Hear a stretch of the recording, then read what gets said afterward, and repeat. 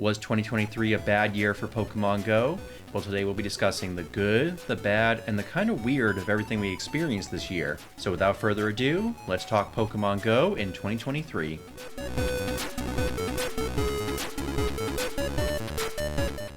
Welcome back, everyone. So, as the end of the year approaches, it's time for another whole Pokemon Go year in review. So Chris is going to join me now, and we're going to talk about all the events, raids, all the new features, and really all the stuff that we've experienced this year in Pokemon Go. So, how's it going, Chris? It's going pretty well. Looking forward to this review. Yeah, me too. So 2023 was kind of a controversial year for Pokemon Go. I gotta be honest, it had a lot of hype building up to it at the end of 2022, but as the year progressed, it kind of, fell down a little bit. Yeah, I agree with that. We had some strong events and new features and a lot of good stuff, but for every good thing, there were at least 2 or 3 mistakes from Niantic, so we'll go through those as we talk about this. Yeah, I agree. Let's start off with some of the good things we experienced this year, and I think a good place to start with that is the events. 2023 had a mix of good events throughout the year. I feel like the first big few events of the season really, catapulted Pokemon Go forward. Starting off with that, we had the Twinkling Fantasy event in January, and this was probably one of the most hype events we've seen in Pokemon Go in a really long time. This event was featured all around Dragon and Fairy types, which are 2 really prominent types in Pokemon Go. This event also introduced Mega Salamence, which was a huge Mega that's been hyped up for a really long time, so that was really awesome. Plus, you also had tons of dragons and fairies spawning, like you had Bagon, you had Dratini, you had Togetic, which is, I'm kind of partial to that, because it's our channel mascot. Yeah, but it was a lot of good spawns for the event and a lot of good shinies for it as well. Yeah, it was a really strong start to the year. As you said, Mega Salamence made that event really exciting, and even though it didn't have its exclusive move, it was still great to gather energy. I know myself, I had a Hundo Salamence that I was looking forward to Mega Evolving, so to have it debut during this event just made it that much better.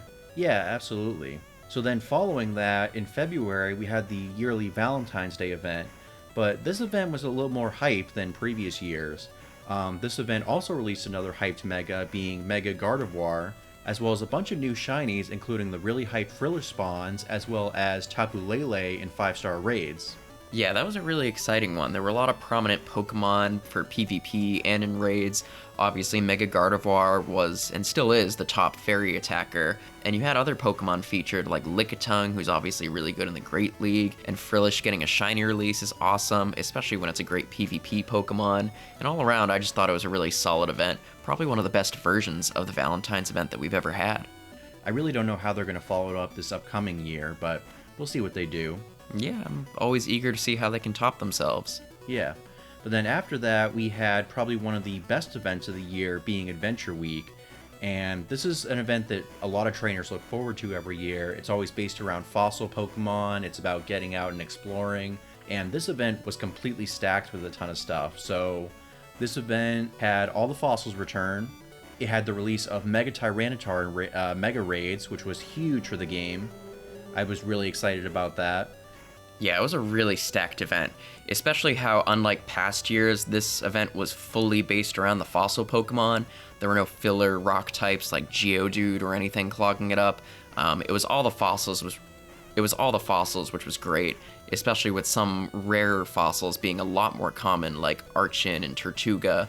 And then you had the shiny debut of Tyrant and Amora, which was awesome, especially when they're really good shinies. And it was kind of funny because I believe this was the first Adventure Week without a brand new Pokemon debut, but despite that, I think it was probably the best Adventure Week ever. It seemed like because they didn't have a new Pokemon, they tried to make up for it in every way, and I'd honestly say they did.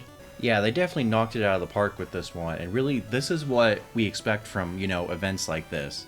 Even if it's short-term events, like just knocking it out of the park, doing a lot of hype Pokemon, like that's what we really want to see. Oh, absolutely. Having rare Pokemon spawn more frequently, that's something that makes an event really feel like an event. Yeah, absolutely. So up next, we have a Pokemon event that I'm kind of partial to. I'm not really sure how you guys really feel about it, but that was the Glittering Garden event in August to go with the promotion for GoFest. And the thing that really stood out for me for this event, like the spawns for it were okay, they weren't really that great, but one of the bonuses for this event was having specific Pokemon appear in parks more frequently, and you had certain Pokemon appearing more in parks during each of those days, including the brand new shiny, which was Petalil. It really gave me the vibe like early, pre-pandemic, essentially, Pokemon Go. Like, you know, you would get people together in your local parks and areas and you just play. And I kind of felt like this was like a return to form for Pokemon Go, what they had done beforehand, before the pandemic. So a great overall event. Yeah, I definitely agree with that. Because it tied in with one of the regional GoFest events, it felt like years prior to the pandemic, like 2018 and 2019, where we had special tie-in events when the GoFests were happening at different parts of the world. So it was really nice to be able to experience something while they had that big event. Right, exactly. And I will say personally, for the part that I was playing at, you know, having these Pokemon spawn in very specific places, it definitely brought a lot of people together. So I definitely saw a lot more people out playing. Yeah, absolutely. So the last big event that I feel was, you know, pretty good for 2023 was the Catch Mastery Cryogonal event. And I've seen some mixed reactions on this, and we'll talk about that in a bit. But, you know, this was a brand new shiny, which is really cool, along with the boosted shiny rate for Cryogonal, who was on the field research tasks. There were also boosted shiny rates for the other two Pokemon feature, which were Bergmite and Snorunt. Yeah, I had a lot of fun with that event, and even though I myself didn't end up with a shiny Cryogonal, I can't deny that the format of the event was really nice, because you didn't just have a new shiny being featured at an increased rate, but you even had some old ones, and some pretty good ones, with Snorunt having a branched evolution line, so it's nice to be able to shiny hunt that more, and Bergmite is also a newer shiny, so that was nice to have as well. Yeah, exactly. And I gotta be honest, this is something that Pokemon Go should really consider doing more often, bringing old shiny Pokemon back at a boosted rate. I've been trying to find a Paris since the Kanto Tour back in 2021, and I still haven't been able to get it. So, you know, having certain Pokemon be boosted during events, I think that would bring some more hype back into the grind and going out and shiny hunting. Yeah, I definitely agree. Now, the one thing that I want to mention that was kind of not so great about this event were the shiny rates were kind of mixed. There was a mixed reaction to it. Basically, there were a lot of people who were doing a ton of these tasks and completing them, and they weren't getting, you know, any shinies, if not like maybe like one or two. I don't know if that was something to do with like the actual shiny rates or people were just having bad luck. I really hope this doesn't happen again in the future, you know, people not having, you know, the greatest experience with this. Because if you do like 20 or so tasks, you should be able to get at least one shiny. So, you know, we'll have to see what happens with the next research day. But next up, let's talk about the raids for 2023. And I gotta say, there were a lot of great raids for this year alone in Pokemon Go. So I'm gonna start things off with one of the biggest raid announcements of the year, and that was Shadow Mewtwo. Yeah, I think the introduction of Shadow Mewtwo in raids was really exciting. I know we obviously saw it through Giovanni's research and GoFest, I believe in 2020, was it?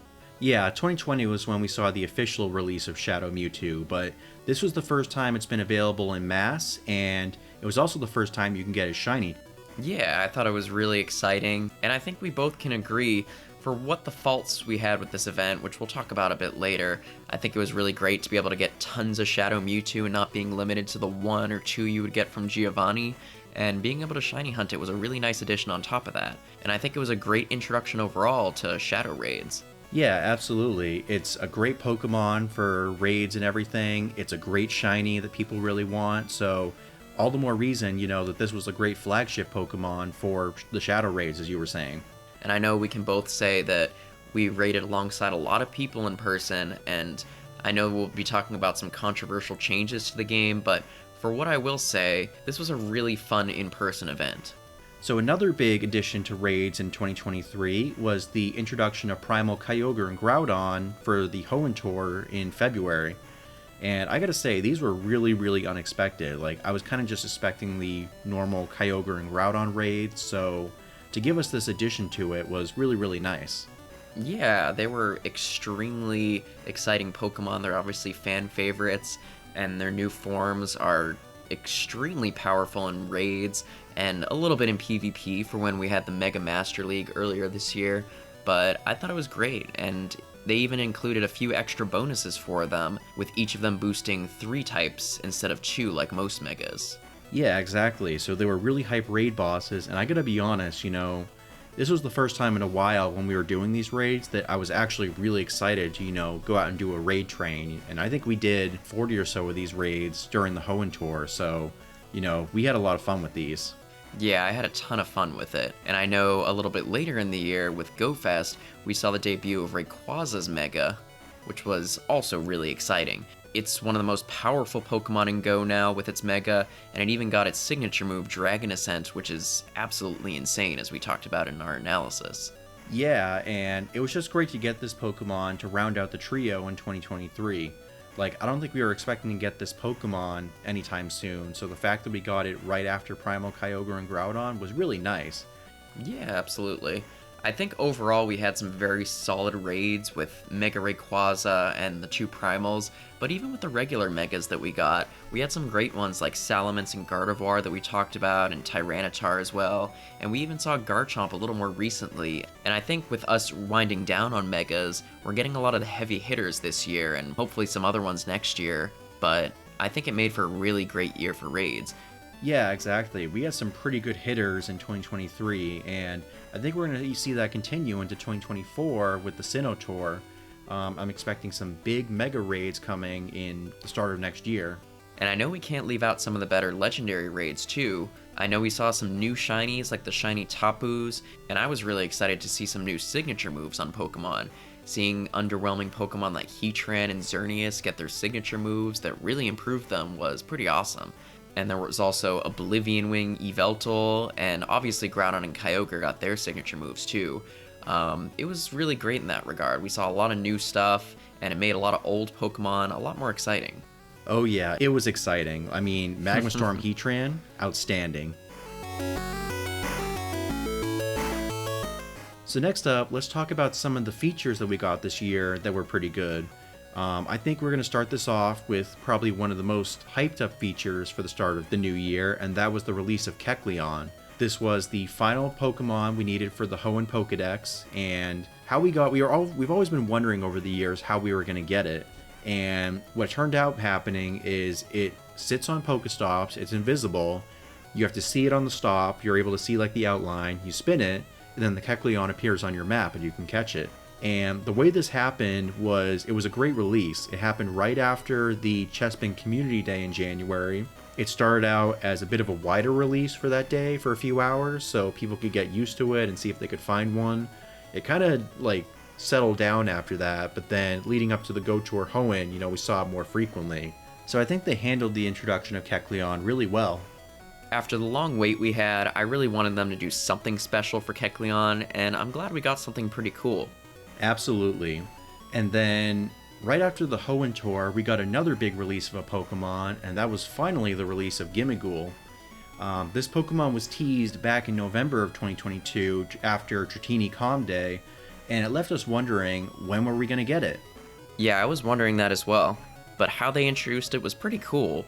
They introduced the feature that let you connect Go with Scarlet and Violet, and by doing so, you could send a postcard from Go to Scarlet or Violet.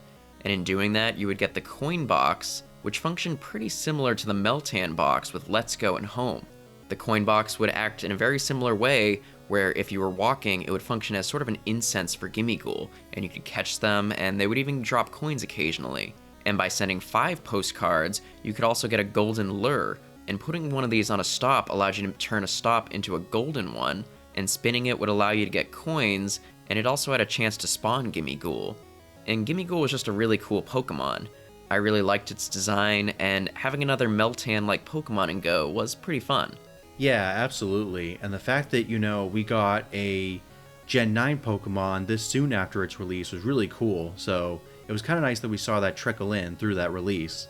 Yeah, and it was almost sort of a teaser for the Gen 9 Pokemon we saw toward the end of the year. Right, exactly. Now, the last big thing that we want to talk about that I think was a really great addition for Pokemon Go was the addition of showcases. And what this was, it's kind of like contests in the main series where certain Pokestops will have these showcases at them, and whoever has the largest Pokemon in them will get rewards. Yeah, it was a pretty fun feature. I was a bit skeptical at first as how they would implement them, but I think one of the best parts of it was that they had some really great rewards. If you had the largest Pokemon, especially if you were in first, second, or third, you had a chance to get some pretty great premium items. And we're not just talking about berries or TMs, but even things like lures, star pieces, lucky eggs, and even incubators occasionally. And what was really nice was that they were fairly accessible to enter. Obviously, you wanted to aim for XL or double XL Pokemon to try and win, but the fact that just about anyone could get the Pokemon and just enter them like that was pretty nice. Yeah, I was really excited about that. And like you said, they were super easy to enter. Like, as long as you're near a showcase, but you're not right on top of it, if you caught a Pokemon for that showcase, like, a ways away, you could enter remotely from there. And then at the same time, you could actually switch your Pokemon. So if you caught one that was, larger than the one you put in there, you'd be able to switch it out for another. So I thought that was really nice that you were able to interact with it from a distance as well. I think it was the perfect balance of something that you can do in person, but also something that works perfectly fine remotely. Absolutely. Now, I know there were some bugs and a few issues that we had with them. I know showcases that had multiple forms, like Growlithe, had some issues, and they later canceled some other ones like Wooper and Pumpkaboo due to their forms. It seemed like they hadn't sorted everything out with showcases, and as a result, they don't always seem to work properly. Yeah, and that's something that I think they really need to fix going forward. Like, especially with the Pumpkaboo showcase, like, during that part of the season, they had this thing called the Ticket of Treats, where one of the features of it was a ton of encounters with Pumpkaboo who were going to be either large or supersized. But the problem is, we didn't have that showcase. It was switched to the previous entry, which was Smoliv, I believe. Anyone who bought the ticket, all those Pumpkaboo are essentially unusable. Unless, of course, you just like having large Pokemon, but... Yeah, it felt pretty unfair when the ticket was supposed to give you sort of an advantage, but then they kind of took that out from under you. But I think for all the good stuff that we've been talking about in Go, I think this is sort of starting to get into the bad of this year, so I think we should get right into what issues we had with 2023 for Pokemon Go. So now let's talk about some of the not-so-great events that happened this year. Starting off, I think one of the biggest disappointments we saw to start things off was the April Fool's event, which was called Pidgey Pandemonium. Now, this event was basically a way to make fun of all the Pidgeys we saw in 2016, how people were sick of finding these Pokemon, and they basically just spawned everywhere, and they kept growing in like their spawn rates throughout the whole day. First off, this happened right after the remote raid changes were going to be coming into effect. They were just announced. And compared to last year's event, which was about Ditto, there was like a 3-hour event where Ditto was boosted and it had its shiny rate available. This didn't really compare. It was both disappointing because of the changes that were coming with remote raids, and it's just not something that anyone asked for, really. Yeah, well, the gimmick was pretty fun. I think it was kind of more insult to injury than a nice event for April Fools. So I had a lot of issues with it. Yeah, exactly. And then after that, we continued on with the season of Rising Heroes. We had the 3 hero events that were based on the team leaders. Yeah, the hero events were all pretty disappointing. We had a video earlier this year that discussed all the things we didn't like about them, but in short, they all had some decent features when it came to bonuses, but then a lot of them lacked spawns, whether they were uninteresting spawns, or for the Mystic Hero event, there were no spawns at all. So you can check that video out if you want to see our in-depth thoughts on them, but they were certainly some of the worst events this year. Yeah, definitely. Like, I wasn't a fan of them. Actually, going back to the end of the previous season, back in February, we had the Primal Rumblings event. The problem with this event was it wasn't too exciting. Obviously, we did have some really good Pokeball-related tasks, but it only ran, I want to say, for like 3 days max. Right. And the raid bosses for it weren't even that great, and the spawns, for that matter, too. Not having too many, like, important raid bosses is fine, like we had Rayquaza, but, it just really wasn't all that exciting leading up to the Go Tour Hoenn itself. Right.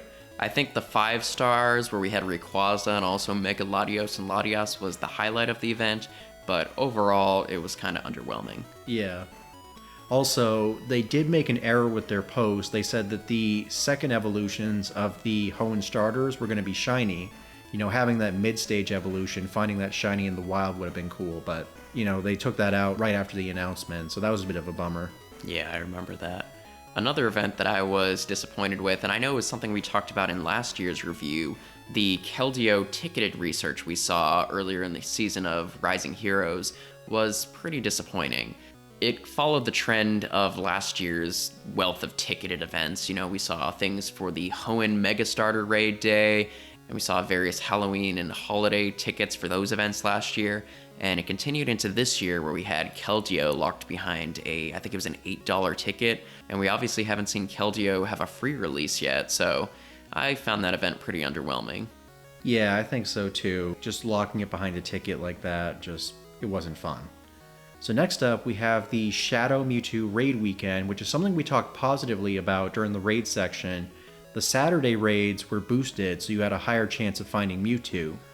The second day, they brought all the raids back, so it was extremely cluttered, and it was a lot harder to find Mewtwo, and we struggled a bit to find raids. I want to say we found like 7, and we had to do a decent amount of driving to actually find them. Right, that was definitely disappointing. I think if you're having a release like that for just a single weekend, I think you should just boost it the entire weekend. If this were something where it was going on for a whole week or so, I wouldn't mind it being boosted for just the single day. But the fact that it was just the 2 days and boosting it one of them, I thought that was a bit disappointing, especially for such an exciting raid boss. Oh yeah. So next up, we had the Blaze New Trails event, which was the first big event to go with routes that were just released. And I gotta be honest, this event, being for a brand new feature, wasn't all that hype. The spawns weren't really great, the event effects, the features weren't really all that nice, and I think really the only thing that was cool about it were the eggs. What have we got in there? We got Rockruff, Squovit, and Phalanx. But even that alone, that's really not all that exciting, so it definitely felt like a miss for that kind of event. Yeah, I agree. It was definitely one of the filler events, it seemed. Obviously, it was there to show off routes, but we'll talk about that a little bit later once we get to the features section. But overall, I was not impressed with that event. And one more that happened a little bit more recently was a surprise Kecleon event. Now, this event happened because Kecleon is Pokedex number 352, so it happened on the 352nd day of the year. So that was a pretty cool tie-in. Just the fact that it happened without any of us knowing, and they only made any acknowledgement about it as it was ending in the last time zones, I thought that was kind of lame. It wasn't the best way to do that kind of event. I'm all for surprise events happening, but I feel like, they need to give us, more of a notice that something like this is going to happen, and even make it, the entire day. I think it's not helped that when you have a surprise event where you actually have to go out and look for them at Pokestops, it's not like a community day or a spotlight hour where the Pokemon are just there spawning and you'd know about it. It's something where you have to kind of seek them out anyway. So to not give much notice for that and not much time frame, it's pretty upsetting. It's definitely something that Niantic has to work on in the future. For sure. So next up, let's talk about the not-so-great raids that happened this year. Leading off the pack, we have the release of Regidrago and Regieleki. These were our 2 next Elite Raid bosses. First we had Hoopa Unbound form, and these were the next 2 bosses. Regidrago in March, and then Eleki during Easter weekend. Regidrago being the next Elite boss was really, really bad. In the first time zone it came out in, the assets weren't added, so if you beat it, you couldn't even catch it, which is so crazy to me that they had this in the pipeline, but it wasn't even ready. For our time zone, the first one, I wasn't able to complete it till our 3rd attempt taking it down because of all the glitches we were experiencing with it. Yeah, I experienced a ton of issues as well. Whether it was glitching out of the lobby or not even being able to open the game, it was definitely one of the rockier releases, and I would have thought they would have these types of releases down after years and years of, different events going on, so I was pretty dissatisfied with it. And it didn't help that Regidrago and Eleki are both pretty useless in Go. Yeah, exactly. Fortunately, they did have a makeup event for Regidrago, but at that point, people weren't really excited for it. Another big issue we had this year was a lot of the legendaries that came back didn't have their exclusive moves. Starting off, we had the legendary birds who, have been in the game for years now and had their exclusive moves for, I want to say 5 years at this point. Right. But for some reason, when they came back, they didn't come with them, which was a bit annoying. Yeah, I was pretty disappointed by that. And then we had others like Lugia and Ho-Oh, who hadn't really been in raids since the Johto Tour, so almost a year later. And Ho-Oh got its special move Sacred Fire last year, but it was only for, the duration of the Johto Tour. So I was personally really looking forward to seeing both of them return with their exclusive moves, but we didn't get them. And we even saw Genesect come back to raids with its drives getting their shiny releases, which was pretty exciting. But none of them had Technoblast, except for, I think, the very first one, which is the Shock Drive. But that almost seemed like it was a mistake after all the other ones just didn't have the exclusive move. So, I think except for that Shock Drive, every single returning legendary or mythical that came back this year, none of them had their signature move if it was an old returning one. Yeah, it felt really weird. So hopefully for next year we see a little more variety where some Pokemon at least return with their signature move, even if it's not all of them. I know I'd like to see Heatran return with Magma Storm, or Lugia and Ho-Oh with Aeroblast and Sacred Fire. Hopefully we get at least a few of them. So next up, let's talk about probably one of the most controversial aspects of Pokemon Go this year, and those were the changes to the remote raid passes. Honestly, we could probably do a whole entire video, like as long as this is going to be just on the remote raid passes alone. And we're going to talk about that probably later next year. But to basically summarize what happened, Niantic went ahead and changed the remote raid passes at the end of March, or I guess the beginning of April. They announced it in March, where they made them cost twice as much, and they limited you to only doing 5 per day. And I think there's just a lot of issues with that. They created a global community, which I think is great for the game. It allowed people to play, do raid hours when either they were, busy, or weather was bad, or they were in unsafe situations and they couldn't go out and actually do in-person raids. So there were a lot of benefits to them. And I think Niantic just coming in and just wiping everything clean just wasn't great for the community. I definitely agree with that. While I can understand Niantic's position of wanting to push in-person raiding, a lot of the community was trying to push for more benefits to in-person raiding. And while we did get a little bit of that, I don't think they went far enough. And instead they went to raising the price of remote raid passes and limiting their features for most events. But I think we can both agree that it was one of the worst changes this year, and it kind of soured the rest of the year for us. Yeah, definitely. And then adding on to that, we had the second iteration of the Hear Us Niantic movement, which was in response to this change. This time around, it started out with a couple of the content creators. I think it was the Pokeminer started up, and it just kind of snowballed from there. But Niantic, through that almost an entire month, said nothing about it. And I think that's a huge problem that they didn't address this head on. Yeah, I definitely agree there. And I know one thing some of the people at Niantic did say was that they were pushing for some of their bigger features later in the year, and it gave us the impression that they were trying to ignore the remote raid changes and kind of push to those end-of-year features. So let's talk about those now, because I don't think we have many positive things to say about them. Let's start off by talking about the routes release. This came towards the summer, and it was supposed to be this really cool feature where you would be able to mark trails on your map, and players would be able to follow those trails, catch Pokemon, and it's just supposed to be like kind of another way to like interact with your environment. The problem with it when it was released is it was kind of broken on release. There were a lot of crashes, it didn't exactly work. Yeah, I know when I was trying to submit routes early on, I was one of the beta testers for the feature before they had their official release, and a lot of those routes that I was trying to submit early on would cause my game to crash, and so that made the overall process really frustrating. And while they did eventually iron some of those issues out, it took a while even after the official release. There were also issues with routes taking a really long time to get a decision. I know they automated some of them to where they would be decided really quickly, but I know you, James, you had some that took well over a month to get a decision, which is really frustrating. Yeah, that's just crazy to me. It was really frustrating, and it didn't help that they decided to tie Zygarde into all this.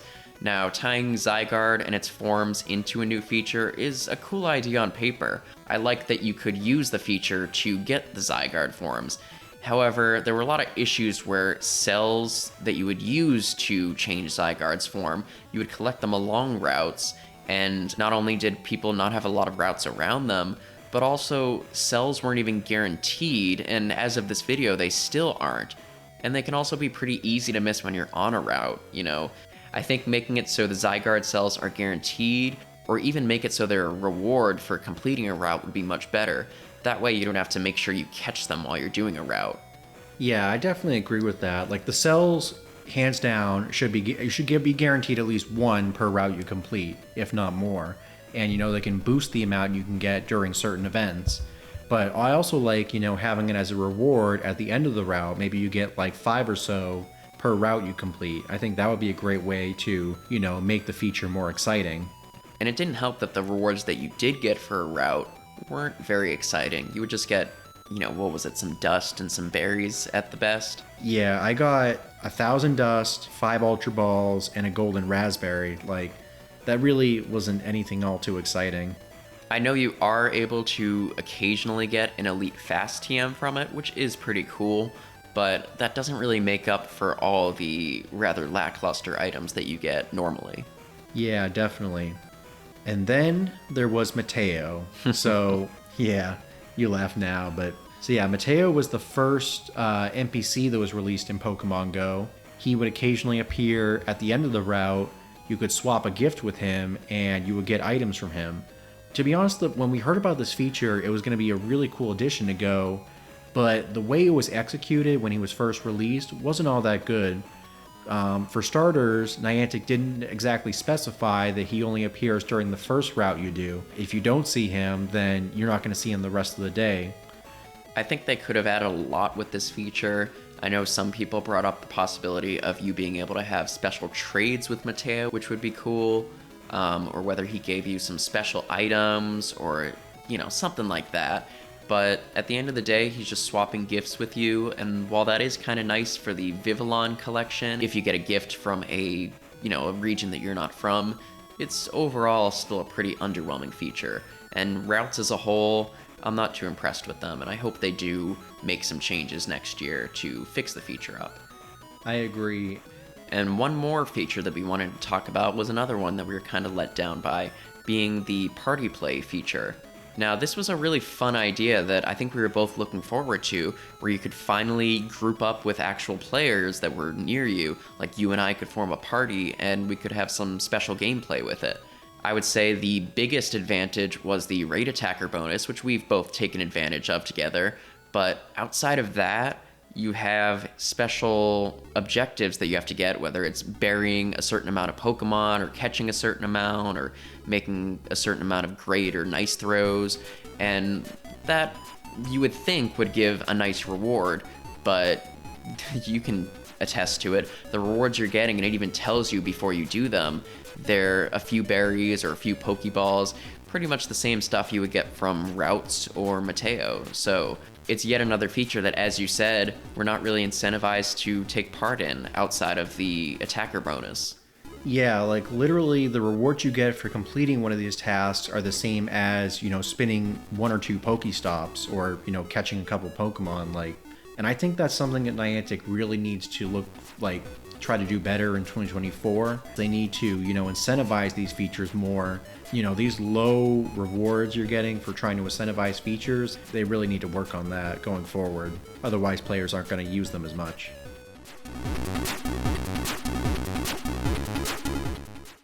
So now, let's talk about if 2023 was a good or bad year in Pokemon Go. I'm going to say, yeah, it's probably the worst year in the post-pandemic world of Pokemon Go. You know, I feel like Niantic made a lot of mistakes this year, a lot of missteps, a lot of miscommunications, and I don't think it's necessarily a bad thing that this was I consider this, you know, probably one of the worst years of the Go. We know where things went wrong this year, and hopefully going into 2024, Niantic learns from those mistakes, and, you know, they better communicate with us they do better with the features that they introduced this year, the routes and the party play. They make changes to those that players have been suggesting. And yeah, just hopefully they just move ahead and move forward in 2024. I can definitely give a +1 to all that. I will say we had some good this year. We had a few good raids and some great events at certain parts of the year.